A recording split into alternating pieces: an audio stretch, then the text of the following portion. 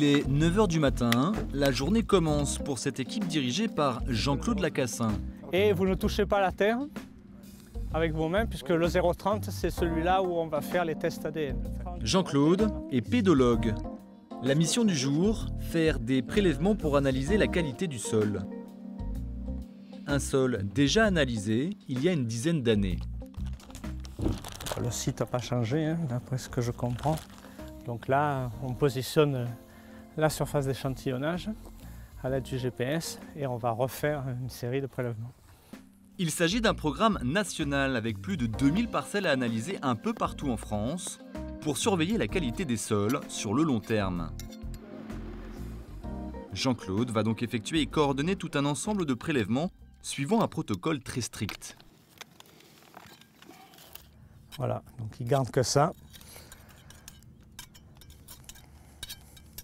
Et donc là, ils ont interdiction absolue de toucher la terre avec leurs mains. Il ne faut pas contaminer l'ADN microbien du sol avec notre ADN qu'on a forcément sur les mains et partout dans le corps, quoi. Il y a 25 points de prélèvement sur la parcelle, des prélèvements effectués sur différentes profondeurs.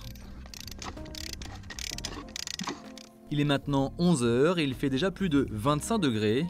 La journée risque d'être éprouvante. Mais Jean-Claude, lui, dispose d'un parasol. Un peu plus de confort pour des opérations plus spécifiques. Il travaille dans une fosse creusée un peu plus tôt dans la matinée. Celle-ci permet notamment de mieux appréhender la structure du sol. Donc la structuration, c'est le mode d'assemblage des différentes particules du sol, donc entre les argiles, les sables, les limons et puis la matière organique qui fait qu'on a des structures très différentes. Jean-Claude va effectuer tout un ensemble de prélèvements grâce à différentes techniques et outils pour déterminer par exemple la densité apparente du sol. Chaque élément constitutif du sol a une densité propre. Il y a de l'eau dans le sol, donc forcément elle a une densité de 1. Il y a du calcaire, il y a de la terre qui ont des densités différentes. Là on prélève vraiment la densité apparente du sol comprenant plusieurs matériaux, plusieurs éléments différents.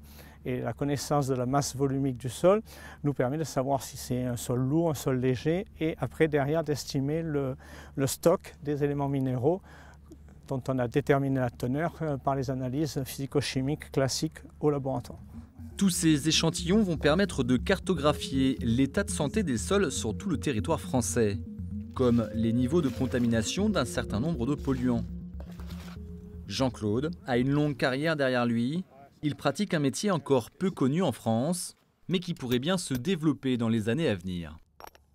Le ministre de l'Agriculture, Le Foll, avait lancé un gros programme d'agroécologie, de conversion donc, de l'agriculture classique intensive vers l'agroécologie. Donc ça a bien pris aussi, et donc là les pédologues vont avoir aussi leur rôle à jouer puisque le sol est un des 3 piliers de l'agroécologie. La qualité des sols est un enjeu écologique majeur.